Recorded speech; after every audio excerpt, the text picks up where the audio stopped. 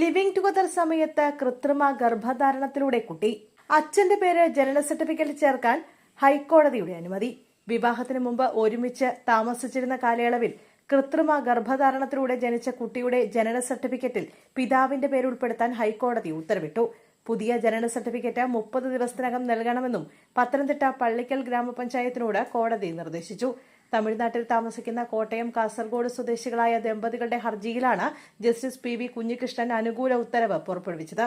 Single മദറിന്റെ പേരിലാണ് ജനന certificate register ചെയ്തിരിക്കുന്നത്. പിതാവിന്റെ പേര് ചേർക്കാൻ നിയമപരമായ തടസ്സങ്ങളുണ്ടെങ്കിലും കുട്ടിയുടെ ഭാവിയും സാമൂഹിക അന്തസ്സും പരിഗണിച്ചാണ് കോടതിയുടെ പ്രത്യേക അധികാരം വിനിയോഗിക്കുന്നതെന്ന് ഉത്തരവിൽ വ്യക്തമാക്കി.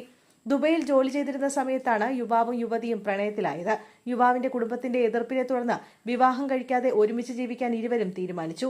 തുടർന്ന് യുവാവിന്റെ ബീജം ഉപയോഗിച്ച് യുവതി 2012 കൃത്രിമ ഗർഭധാരണത്തിലൂടെ കുട്ടിക്ക് ജന്മം നൽകി. വിവാഹിതർ അല്ലാത്തതിനാൽ അന്നത്തെ സാഹചര്യത്തിൽ സിംഗിൾ മദറായാണ് ജനന രജിസ്ട്രേഷൻ നടത്തിയത്. അതിനാൽ ജനന സർട്ടിഫിക്കറ്റിൽ പിതാവിന്റെ പേര് രേഖപ്പെടുത്തിയിരുന്നില്ല. 2018 ഇരുവരും നിയമപരമായി വിവാഹിതരായി. വിവാഹം പഞ്ചായത്തിൽ രജിസ്റ്റർ ചെയ്യുകയും ചെയ്തു. തുടർന്ന് കുട്ടിയുടെ ജനന സർട്ടിഫിക്കറ്റിൽ പിതാവിന്റെ പേര് ഉൾപ്പെടുത്തണമെന്ന് യുവതി ആവശ്യപ്പെട്ടെങ്കിലും ചില അഭിപ്രായ ഭിന്നതകൾ ഉയർന്നു.